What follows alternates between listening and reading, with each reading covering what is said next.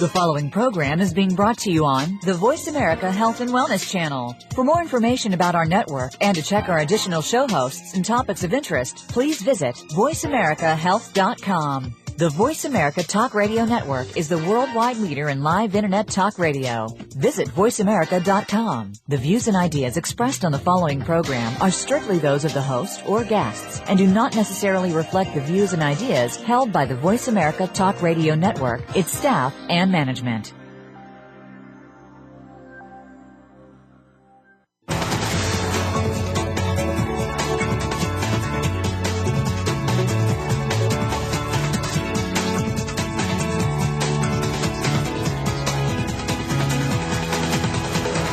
Good morning. Welcome to the Blood Detective, finding healing solutions naturally with Dr. Michael Wald. This will be a very informative look at your health, and we invite you to participate in today's show in a variety of ways. Now, here's Dr. Michael Wald.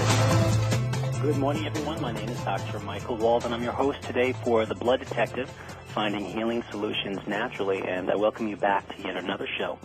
Today we'll be speaking about gastrointestinal health. That means what's going on in your gut. And by your gut, I mean starting with your mouth, your esophagus, your stomach, your small intestine, and your large intestine. And suffice it to say that whatever goes on or does not go on in your gut will have a direct influence, that is, on every other aspect of your health and well-being. Now, like all of the other Blood Detective shows, for those of you who have been listening to them, you'll realize that we are very ambitious during these shows. We pack an awful lot of information into the hour for at least a few reasons. One, these shows are archived, so you can download them at any time and listen to them in great detail. Also, as a clinician, and having presented all of these topics across the country and abroad, particularly that of gastrointestinal health, I can tell you that this hour will be filled with so much practical information for you that is so difficult to find elsewhere, and certainly in one place, that you'll want to have the audio for your own.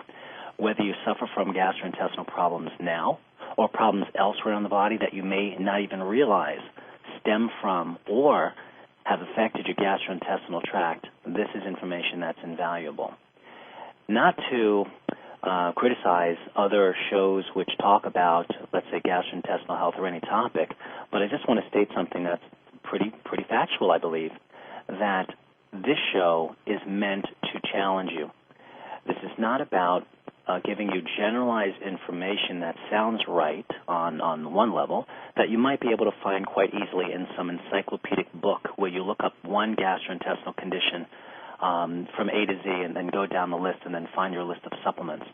The Blood Detective concept is one that develops your mind in a way such that you realize that individualization is always required, and you may not respond in a true healing, from a true healing perspective with a cookbook approach.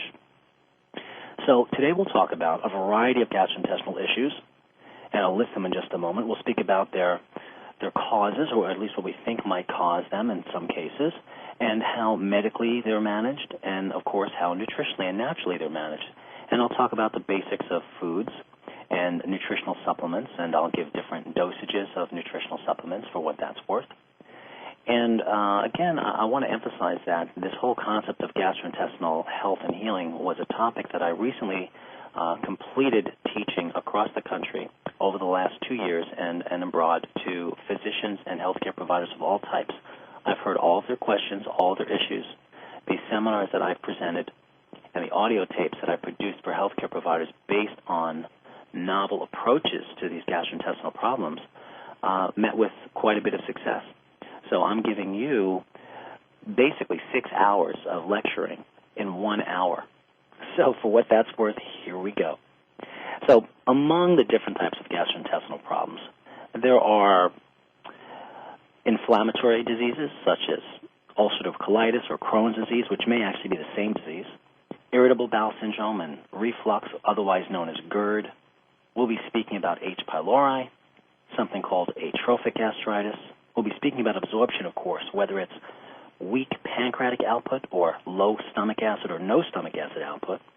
We'll be speaking about overgrowth of bacteria and and certain types of infectious diseases that affect the gut, such as C. difficile infection. We'll be speaking about gluten, fungal issues, constipation, diarrhea, even lactose intolerance. I'm going to begin right now by taking each of these one at a time and speaking about them briefly and in terms of what they're probably caused by and a general approach. And then I'll be repeating some of this information during the second part of the show, but going into a lot more detail regarding the nutritional supplement suggestions for these conditions. So the first two that I mentioned included ulcerative colitis and Crohn's disease, and I'll speak about them now as if they're the same thing because their approach is similar. First of all, these are thought to be autoimmune conditions, meaning that one's immune system attacks the intestinal tract in particular ways, the colon in this case, and not the small intestine. Okay, there is a difference. And the trigger why the immune system may have reacted against the colon and destroyed it through inflammatory degenerative changes in certain characteristic ways which give us the definition or the diagnosis of either ulcerative disease or Crohn's disease is largely unknown, but the cause is thought to sometimes involve infections of bacterial origin. There may be secondary fungal and candida overgrowth problems. So the way to approach a person with ulcerative colitis or Crohn's disease is, in medicine at least, to start with a colonoscopy. Generally, the gastrointestinal doctor looks in the colon through colonoscopy, says, yes, it's inflamed in specific areas to a specific degree. That fits the definition of either Crohn's disease or ulcerative colitis. Then a person is given one of several medications to control either the diarrhea and or the pain and inflammation. That is it. In natural medicine, we look for the nutritional issues that have resulted from these conditions or have actually caused them. In other words, if someone has nutritional problems, it may have made them more susceptible to this infectious agent that may have triggered these diseases. Now, in the background of ulcerative colitis and Crohn's disease, there's always genetics. So you should understand that genetics is a susceptibility issue. In other words, our genetics make us more or less susceptible to getting this or that disease. Sometimes genetics is so strong that you'll get a condition no matter what. But in the case of all of the conditions I speak about today, all of them can be modified through lifestyle to one extent or another, and even cured in many cases.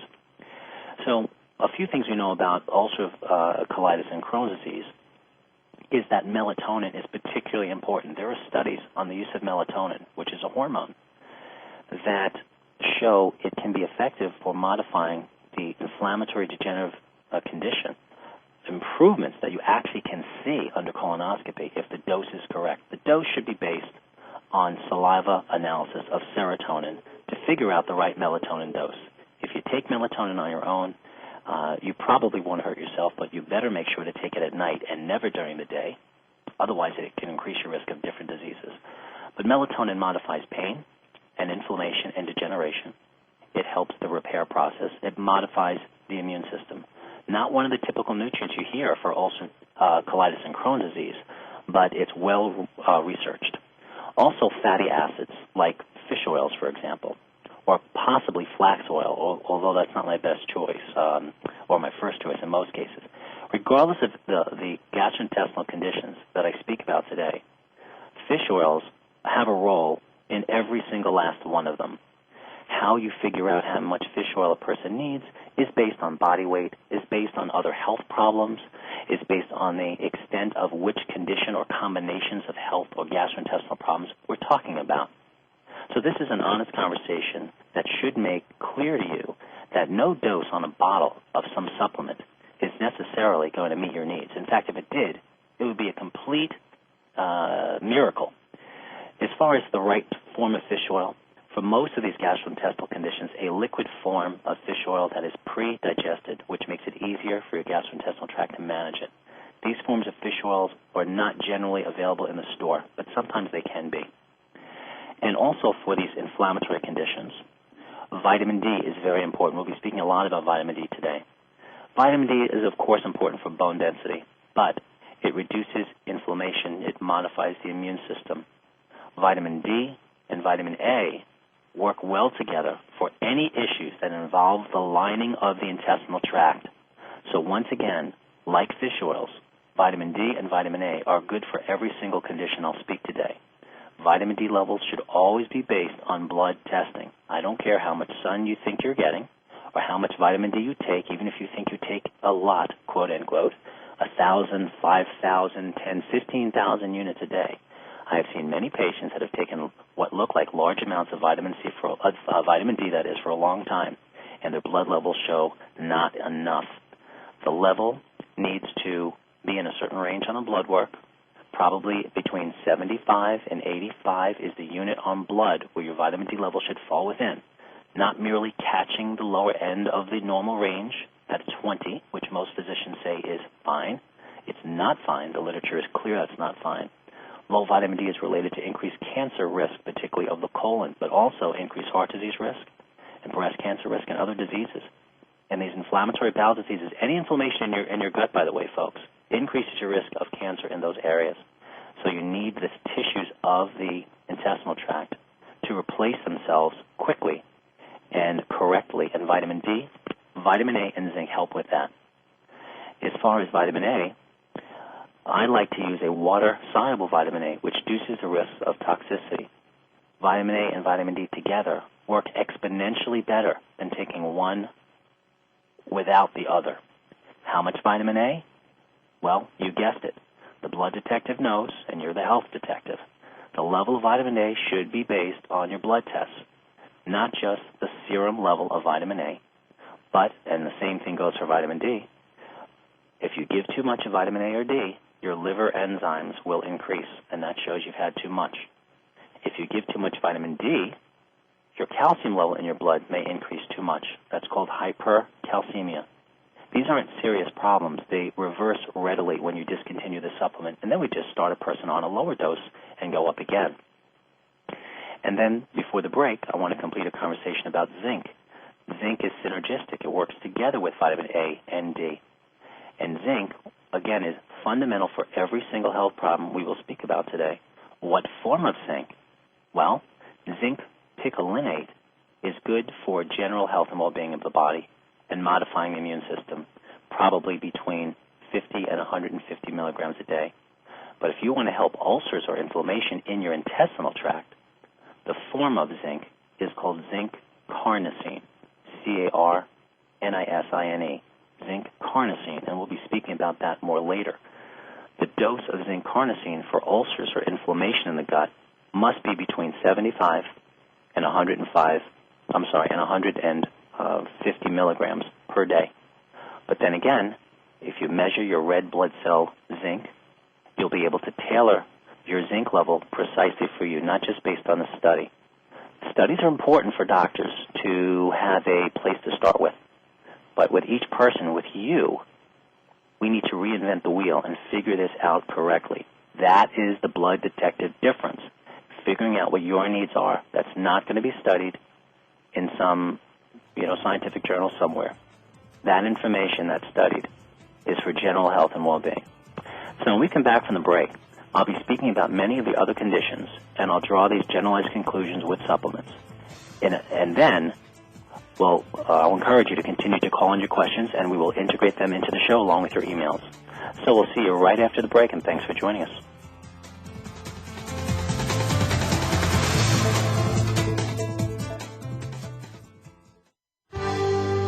Your life, your health, your network. You're listening to Voice America Health and Wellness. Tune in to the Voice America Variety channel on the Voice America Talk Radio Network.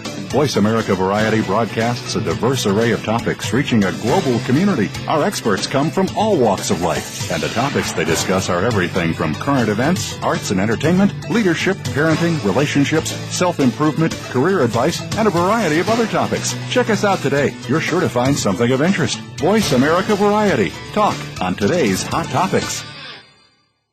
Step into the doorway to conscious choice, greater health, and well-being. Attain the balance that you've been seeking. Tune in and turn on 1111 Talk Radio. Feed the mind. Embrace positively. Release the tension. Step out of fear. Host Simran Singh will help you broaden your mind and open your heart toward a greater understanding of how to take charge of your life. 1111 Talk Radio is here every Thursday at 7 p.m. Eastern Time, 4 p.m. Pacific Time on 7th Wave Network. 1111 Talk Radio, because shift happens.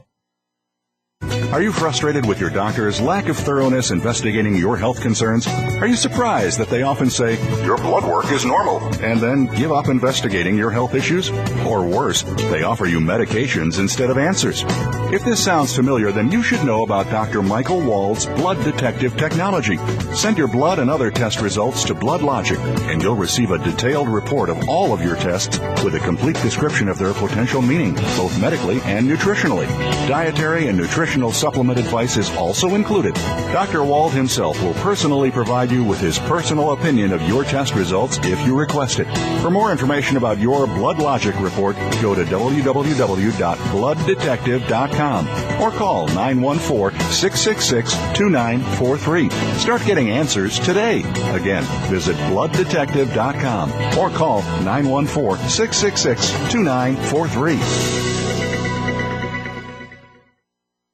Opinions, options, answers. You're listening to Voice America Health and Wellness.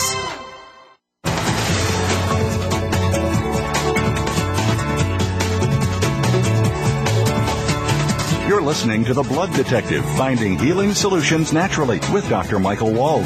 To be a part of today's discussion, please call in toll-free at 1-866-472-5792. That's 1-866-472-5792. Or send an email to info@intmedny.com.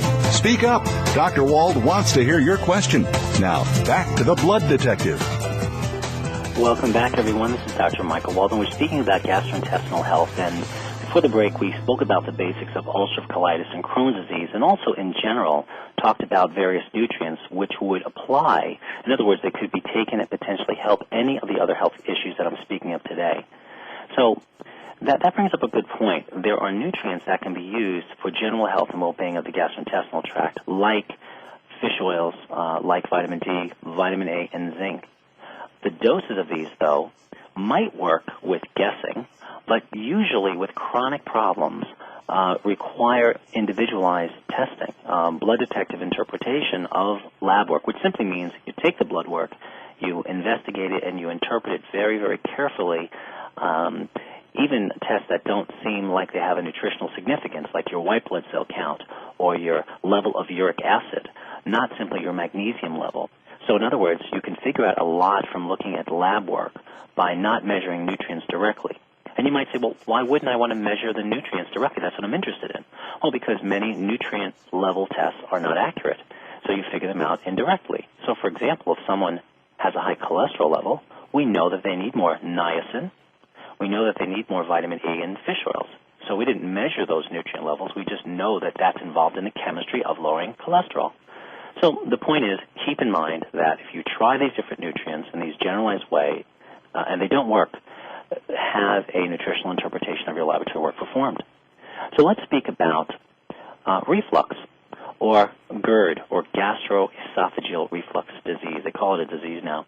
Basically, I see quite a lot of this. People come in and they have heartburn, and they say, Dr. Wald, I was told that I have GERD or reflux disease, a reflux esophagitis, lots of names, which simply means is inflammation of your esophagus. And then they'll go on to say, my doctor said I have gastritis and a little hernia, by the way. So that's 99% of people that come in, and they're given an antacid, a proton pump inhibitor, like Protonix or Prilosec, for example, or Nexium. There's many others. And they may feel better after doing that because these proton pump inhibitors shut the stomach acid off for many, many hours. Now, on the one hand, we all want to feel better. The problem, though, is that shutting off the stomach acid affects your absorption of everything that requires stomach acid. You cannot absorb iron normally without stomach acid. You cannot absorb calcium normally. You cannot absorb proteins normally. If you don't have enough stomach acid, then your intestinal tract, or your stomach particularly, will overgrow with bugs that normally would be prevented from overgrowing in the gut. And then, secondly, after the bacteria overgrow at the same time, though, fungal organisms like candida and other types of fungal organisms overgrow, and it starts a whole chain reaction, although someone may feel better. The issue with proton pump inhibitors or antacids is that they increase the risk of pneumonia. They increase the risk of osteoporosis, right? Because we can't ionize calcium. So you can eat all the calcium you'd like, but if you have no stomach acid, you will not use it normally. And that calcium accumulates where it should not. Calcium will circulate in the blood and adhere to arteries, causing hardening of the arteries. It will find its way and integrate itself into joint cartilage, causing arthritis, and even into breast tissues, causing calcium-laden breast tissue formation, which is a known strong predisposing factor to breast cancer. So there are problems with these medications that help us with symptoms but don't actually get to the problem. So what's the problem? Well, the reason for gastroesophageal reflux is because of the nervous system. And the nervous system tells the valve between the esophagus and the stomach to open or close. So obviously, if someone has reflux, stomach acid must have made its way out into the esophagus and even into the mouth, which could result, by the way, in loss of tooth density, cavities, increased mobility of the teeth, infections in the mouth, sinus problems, they know now. And that can be your only symptoms. But the nervous system, which is your brain and spinal cord, and it's got extensions which go to that valve, that gastroesophageal valve, don't keep it closed. Why? Lots of reasons. Stress, improper diet, all sorts of things that we don't have time to discuss today. But suffice it to say that nutrition needs to be focused on the nervous system and not merely just in the gut. Now, we need relief. The liquid calcium is very effective for coating the esophagus and coating the gut for temporary relief, or sometimes using sodium bicarbonate in water. There is alkaline water available, which has a high pH, which can help lower and does lower the stomach acid pH and soothes the damage caused by stomach acid getting out of the stomach, where the stomach lining can handle it. But if it gets into the esophagus, you have your inflammation and your degenerative changes. And by the way, don't drink alkaline water all the time. Why not? You thought alkaline was good for you, couldn't harm you? It can harm you. Alkaline water can harm you just like proton pump inhibitors can harm you by causing low stomach acid all the time, and that's a problem. So low stomach acid can result from medications or could result from immune problems which damage the stomach lining, and then the stomach lining doesn't make stomach acid. The point being is that if you have even a little bit of stomach acid left, it will damage the esophagus if it gets out of the stomach. What you can do for that is use fish oils to help balance out the central nervous system function. Practice certain behavioral stress reduction techniques. That might include yoga, for example, but I wouldn't do a down dog pose because that could worsen the problem. And also using zinc carnosine, which helps to heal the local areas of inflammation. I always use vitamin A, vitamin D, and zinc for any inflammatory problem of the esophagus or stomach because those nutrients help the cell lining of those tissues I just mentioned to replace themselves. And by replacing themselves, they are healthier. Okay? Now, if someone has low stomach acid, they are more susceptible to yet another gastrointestinal problem known as H. pylori. This is an opportunistic bacterial infection. Some of you might say, well, I had an endoscopy. The doctor put the tube down my throat. He took biopsies of my stomach because I had reflux, which is the number one symptom, by the way, of H. pylori infection, although you might not have any symptoms of the gut at all with this infection. The point is that they may not find the H. pylori by taking biopsies. The best test, I believe, is a breath test called H. pylori breath testing. Ask your doctor about that. If you're said to have H. pylori, vitamin C helps kill H. pylori. 5 grams a day in 4 equally divided dosages of buffered, powdered vitamin C. It cannot be ascorbic acid. It has to be buffered vitamin C. Vitamin D, as I've mentioned. Zinc, the zinc carnosine type. Fatty acids, vitamin A, vitamin E. All of these nutrients reduce the proliferation rate, the growing rate of H. pylori, and help kill it. I believe there's a 25 to 35% chance of eradicating, getting rid of H. pylori in the gut with just nutrients. When that doesn't work, standard doctors will begin with what's called triple therapy, a couple of antibiotics, and an antacid. But there is a high recurrence rate with this treatment as well. And it's not putting back the nutrients, which may have caused one's susceptibility to getting this infection in the first place. Now, low stomach acid is a common thing people bring up to me. They believe that they have low stomach acid. Well, if you really want to know if you have low stomach acid, you would need to swallow a telemetry capsule. And this capsule would measure the pH in your stomach after you were challenged with certain substances that would cause your stomach to make the acid or not. That is expensive and invasive, and it's riddled with error by the person doing the test. So if you eat a food, whatever the food is, and you have some reflux symptoms or don't feel well within the first 20 to 30 minutes of eating the food, you probably do have low stomach acid and would probably benefit from taking stomach acid. Stomach acid is available in health food stores, but the amount and type you take matters. And there's a procedure to figure out how much stomach acid you need. You might say, well, why don't I just take it? How could it hurt me? Well, it's stomach acid for one thing. It can hurt you. It could burn a hole literally in your gut. But the amount of stomach acid that you need is based on a tolerance test, which we can't go into here. But I do want to mention, if you take stomach acid or pancreatic enzymes or any kind of enzyme or acid too long, you shut your body's ability to produce it. And I don't think you want to do that unless you simply know, and your doctor has told you, that you will never produce enough stomach acid anymore. If you do have low stomach acid, if you finally do figure that out, and you're over age 50, you have a very small chance of being able to bring your stomach lining back to life to make stomach acid again. So you would need to take stomach acid for the rest of your life. It's a bit different with pancreatic enzymes, which we'll speak about, we'll speak about that right now. Think about this. You eat food. It goes into your stomach. You don't have enough stomach acid. You get various symptoms. You may feel lightheaded. You may feel fatigued. You may suffer from any number of health issues because of the malabsorption of not absorbing any number of nutrients, which affect all aspects of your body. So gastrointestinal problems don't only give you gastrointestinal symptoms. You just might have foggy thinking because you malabsorb proteins, which you should get amino acids from, which make neurotransmitters in your brain. You see what I'm getting at here? We all talk about holistic medicine and how the body's interrelated, but it really, truly is. Now, if you eat food and your stomach doesn't make enough stomach acid, that food goes partially undigested into your small intestine, and now your pancreas has to do the work. If it's been doing the work for a long time, months or years, it may get fatigued, and your pancreas might not produce enough pancreatic enzymes. So you might want to take pancreatic enzymes. If you take them correctly and the right type, by taking the enzyme or taking stomach acid, you might give your stomach and your pancreas rest time so it could come back and then make those enzymes or acids. But this is something you must do with an experienced healthcare provider because the risk of shutting down your production is very, very high.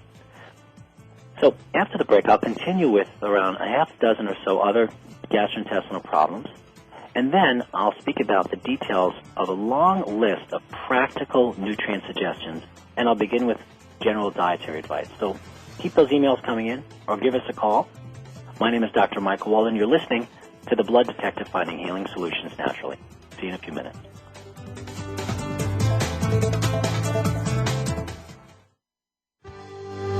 Your life, your health, your network. You're listening to Voice America Health and Wellness. Get ready for increased passion, clarity, creativity, and growth in your life. Are you ready for the nurturing support of your angels and guides? From the divine, from the higher wisdom of the universe? Join Ann Deirdre Smith each week for Hear From Your Angels. Ann will offer free spot readings on the air. She'll answer questions regarding relationships, soul path, emotional well-being, any question you have. Listen for Hear From Your Angels with Ann Deirdre Smith. Thursdays at 1 p.m. Eastern Time, 10 a.m. Pacific Time on 7th Wave Network. Are you frustrated with your doctor's lack of thoroughness investigating your health concerns? Are you surprised that they often say, your blood work is normal, and then give up investigating your health issues? Or worse, they offer you medications instead of answers. If this sounds familiar, then you should know about Dr. Michael Wald's Blood Detective technology. Send your blood and other test results to BloodLogic, and you'll receive a detailed report of all of your tests with a complete description of their potential meaning, both medically and nutritionally. Dietary and nutritional supplement advice is also included. Dr. Wald himself will personally provide you with his personal opinion of your test results if you request it. For more information about your BloodLogic report, go to www.blooddetective.com or call 914-666-2943. Start getting answers today. Again, visit blooddetective.com or call 914-666-2943. Opinions, options, answers. You're listening to Voice America Health and Wellness.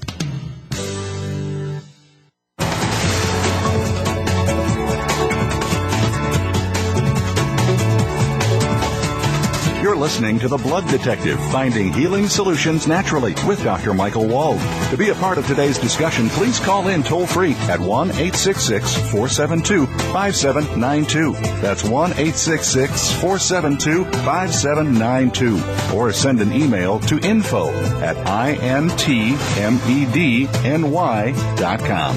Speak up. Dr. Wald wants to hear your question. Now, back to The Blood Detective. Welcome back, everybody. You're listening to The Blood Detective, and today's topic is gastrointestinal health.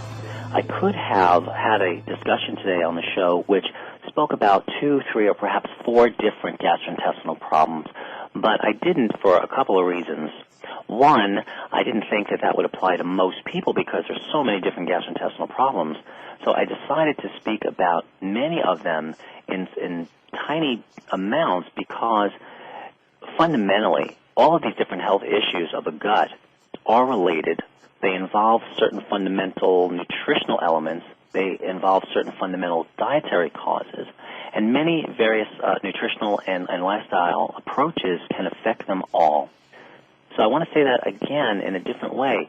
These seemingly different gut problems are just definitions. To say that someone has GERD or someone has H. pylori or someone has inflammatory bowel disease means that there's inflammation, that there's immune problems, and there's degenerative changes that exceed the regenerative changes.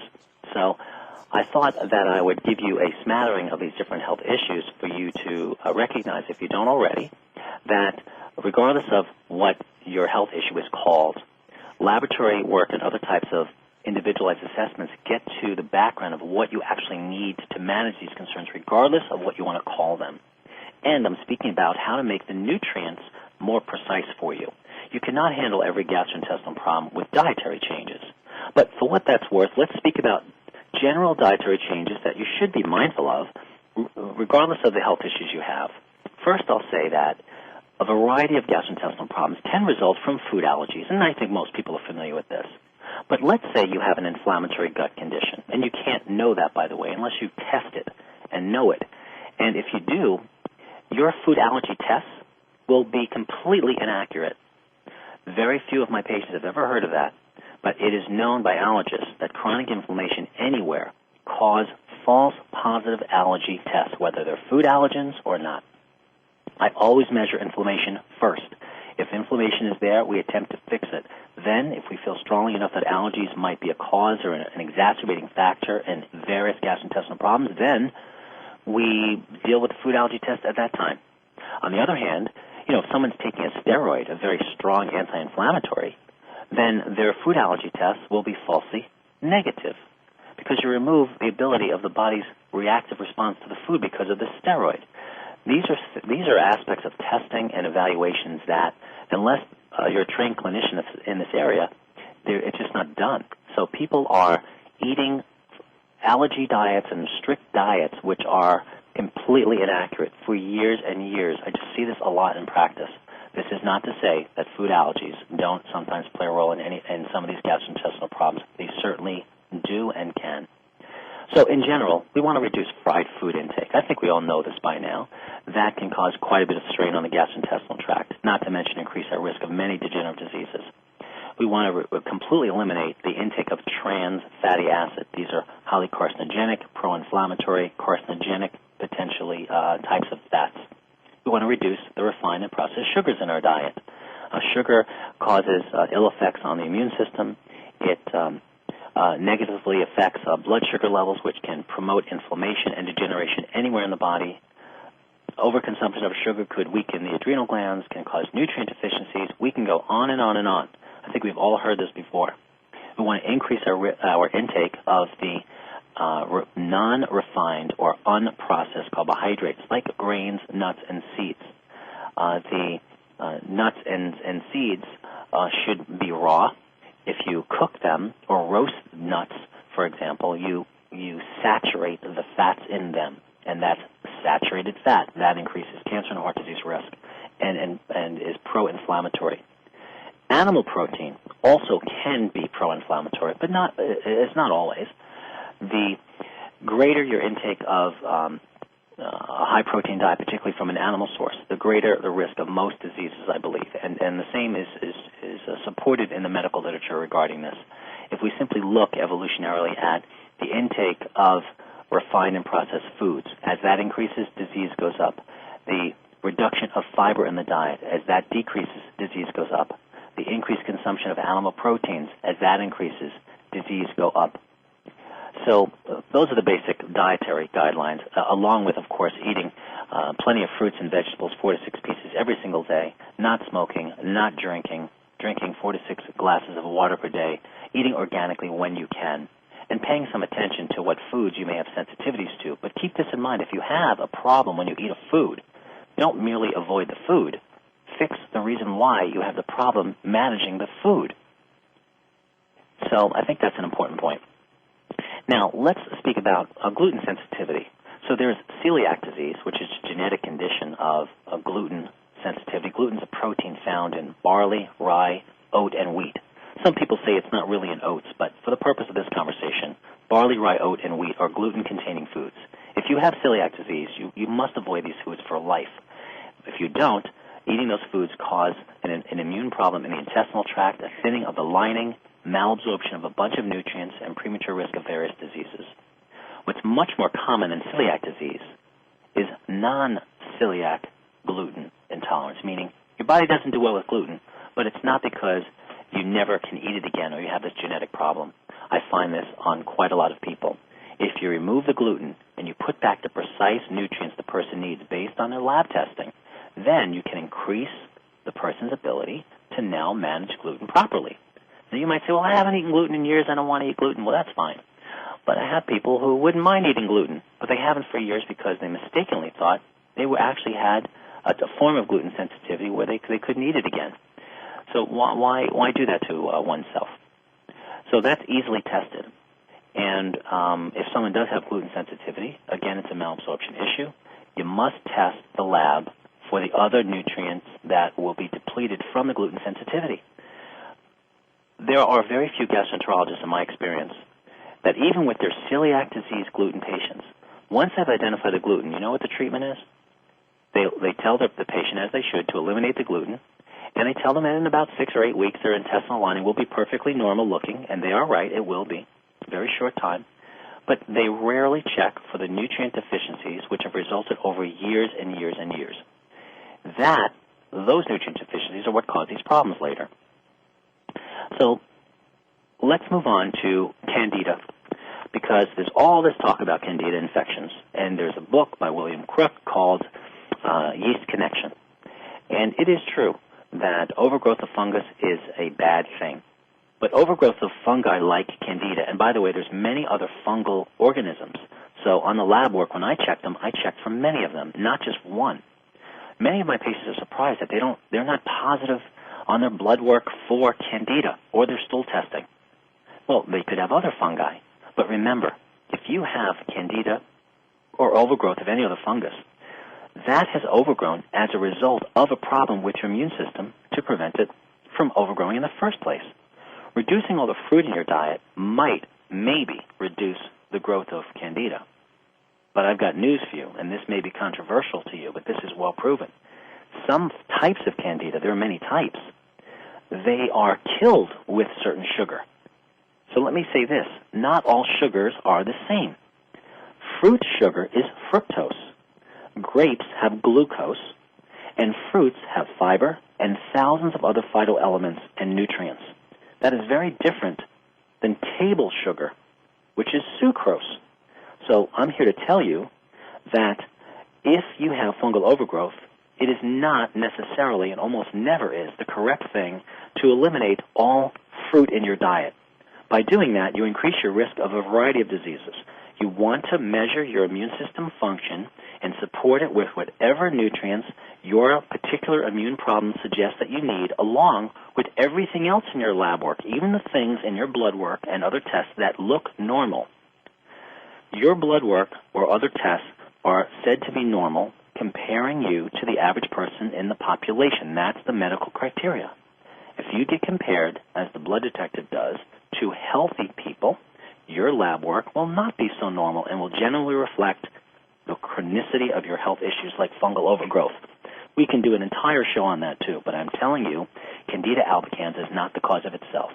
So a traditional nutritionist is in no way able to figure out through proper testing, because they're not trained in that, what to do.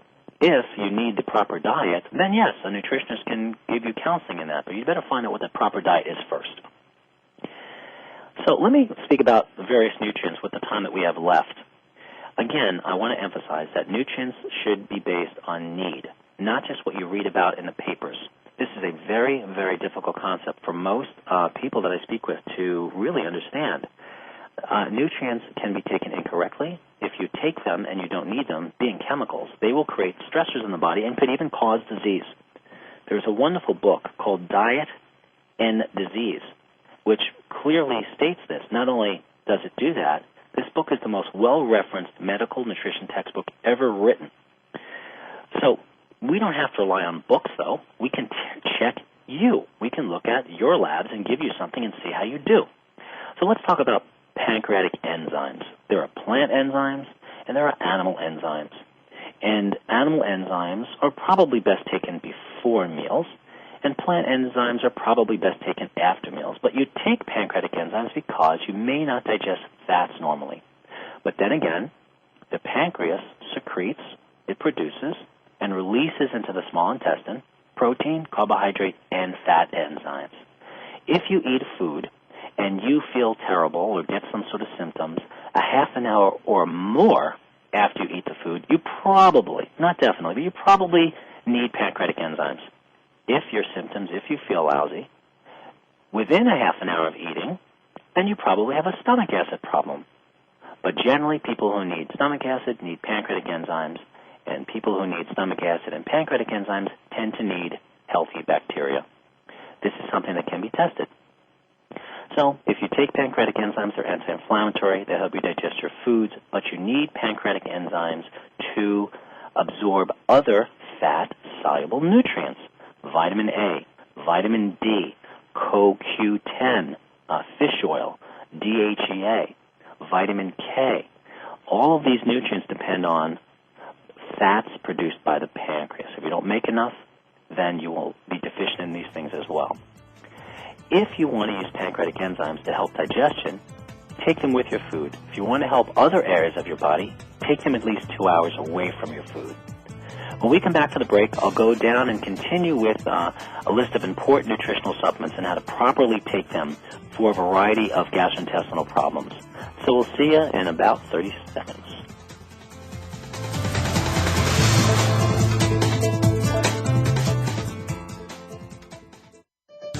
Your life, your health, your network. You're listening to Voice America Health and Wellness. If you have a loved one that is undergoing treatment for substance abuse or mental illness, you owe it to them and yourself to tune in to 1 Hour at a Time with host Mary Woods. This compassionate and educational talk show will help you help those that you love by better understanding their condition and their personal recovery process. Tune in every Monday at 12 noon Pacific Time to 1 Hour at a Time on the Voice America Health and Wellness Channel. Recovery begins this hour. Are you frustrated with your doctor's lack of thoroughness investigating your health concerns? Are you surprised that they often say, your blood work is normal, and then give up investigating your health issues? Or worse, they offer you medications instead of answers. If this sounds familiar, then you should know about Dr. Michael Wald's BloodDetective technology. Send your blood and other test results to BloodLogic, and you'll receive a detailed report of all of your tests with a complete description of their potential meaning, both medically and nutritionally. Dietary and nutritional supplement advice is also included. Dr. Wald himself will personally provide you with his personal opinion of your test results if you request it. For more information about your BloodLogic report, go to www.blooddetective.com or call 914-666-2943. Start getting answers today. Again, visit blooddetective.com or call 914-666-2943.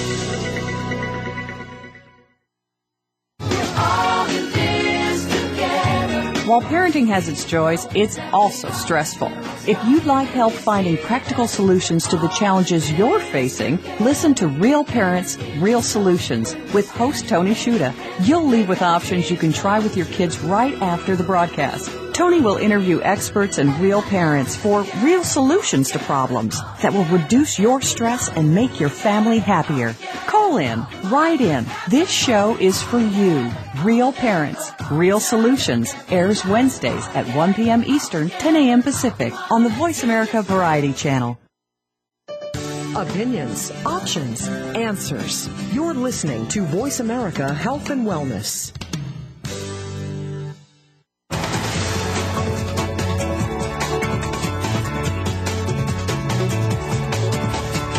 You're listening to The Blood Detective, Finding Healing Solutions Naturally with Dr. Michael Wald. To be a part of today's discussion, please call in toll-free at 1-866-472-5792. That's 1-866-472-5792. Or send an email to info@intmedny.com. Speak up. Dr. Wald wants to hear your question. Now, back to The Blood Detective. Welcome back, everyone. This is Dr. Michael Wald, and we're completing our conversation on gastrointestinal health. And what I'm doing in the time that we have remaining is giving you some of the key nutritional elements, nutritional compounds that are important for all variety of gastrointestinal problems. Now, the amount of a pancreatic enzyme or stomach acid or acidophilus that you might need for, let's say, ulcerative colitis as opposed to H. pylori infection compared to candida overgrowth or leaky gut syndrome or any of these other things will vary. So this is the importance of individualization.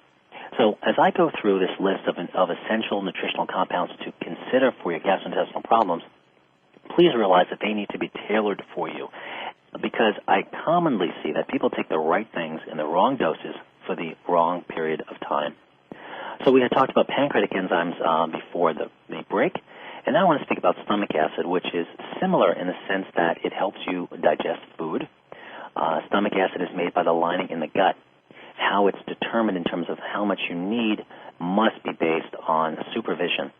But suffice it to say that low stomach acid or no stomach acid is quite a serious problem. 50% of people over the age of 60 have little or no stomach acid. And they take all these nutrients and they eat the right foods, but what you eat and what you take and what you absorb will be a very, very different story. So it's important to figure out the right amount of stomach acid that you need, to take it with the right amount of pepsin, another cofactor for your body to use stomach acid. Now, if you're under 50, there is a good chance, depending on what caused you to have low stomach acid, for you to make a comeback and rebuild the cells of the stomach known as the parietal cells. Gentian root, for example, can help regrow that stomach lining, but so can zinc or vitamin A and proteins, for example. But that is something that needs some careful work. We spoke about fish oils earlier, so I won't focus on them now, but I do want to focus on B12. There are different types of B12. B12 shots are the best way to fix your B12, but having a B12 deficiency is always a sign of some underlying issue. How do you know you have a B12 deficiency? Well, a test called homocysteine may be high. Your B12 in the blood is not a particularly accurate test in terms of a level. So in terms of supplementation, once you've figured out how much B12 you might need, which is a common nutritional problem in a variety of gastrointestinal disorders, is you want to take, if you're above age 50, a form of B12 that also contains something called intrinsic factor. One of the reasons for malabsorption over age 50 is because the immune system attacks the stomach lining, and that stomach lining may not make this intrinsic factor, which you must have to absorb B12. If you're under age 50, you don't need intrinsic factor, probably, and you just need B12. The form of B12 that is best is, I believe, is methylcobalamin. There are other forms as well. You take B12 until you lower your high homocysteine value, but you'd only know that if you measured it. Also on your blood work, there's something called MCV. If that is high, it means that your red blood cells are on the large side, and that means you probably need more B12, B6, and folic acid. You want to supplement until that MCV is normal. If it's on the high end of the normal range, your result, you still need B12. Okay. For gastrointestinal problems, you name it, antioxidants, very, very important. But how do you know if you're actually getting an antioxidant effect when you take an antioxidant? And you might say, what are you talking about? Vitamin C is an antioxidant, vitamin E is an antioxidant, beta-carotene, selenium. These are all antioxidants, and there are other ones. So if I take them, I'm going to get antioxidants. It's not true. There is a urine test known as MDA. MDA. It is an oxidative marker.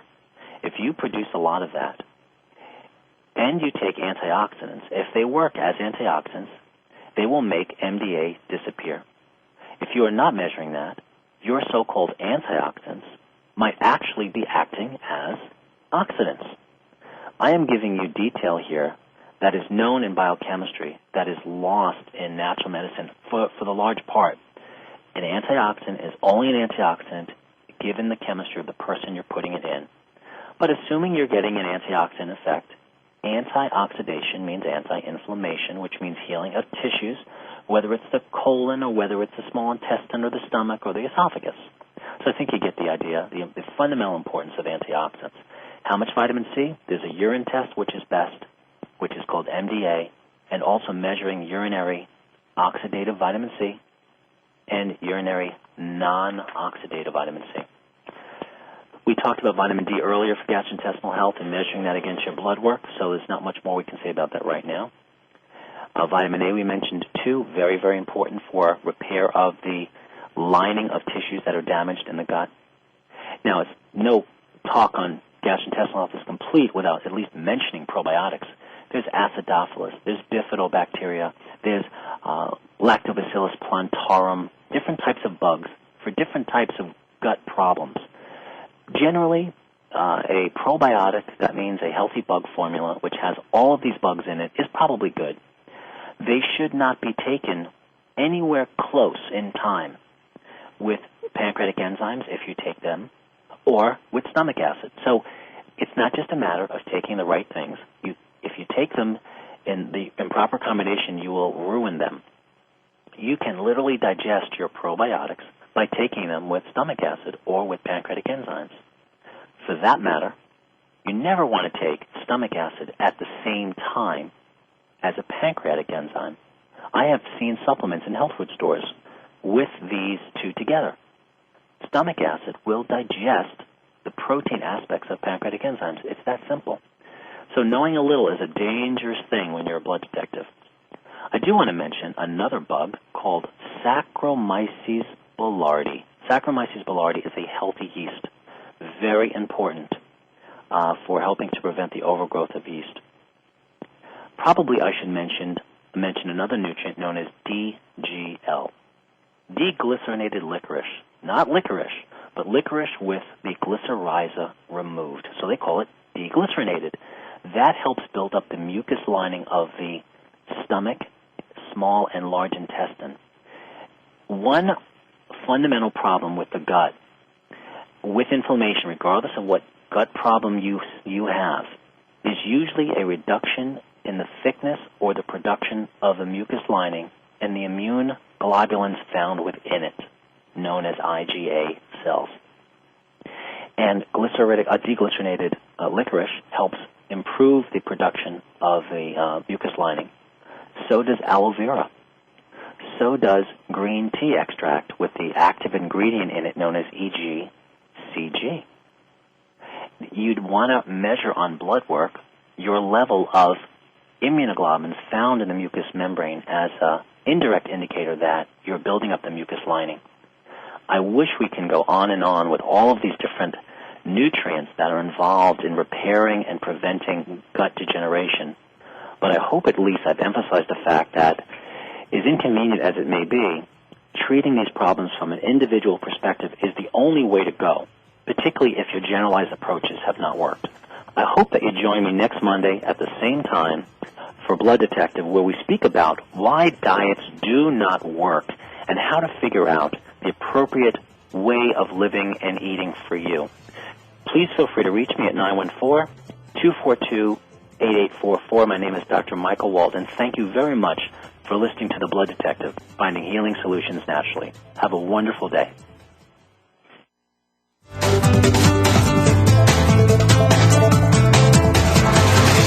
Thank you for joining us this week on The Blood Detective, finding healing solutions naturally.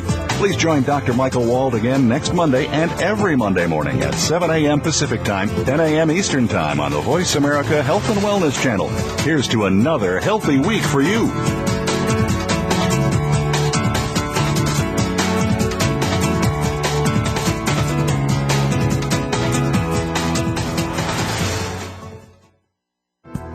Thanks again for listening to the preceding program, brought to you on the Voice America Health and Wellness Channel. For more information about our network and to check out additional show hosts and topics of interest, please visit voiceamericahealth.com. The Voice America Talk Radio Network is the worldwide leader in live Internet talk radio. Visit voiceamerica.com. The views and ideas expressed on the preceding program are strictly those of the hosts or guests and do not necessarily reflect the views and ideas held by Voice America Talk Radio Network, its staff, and management.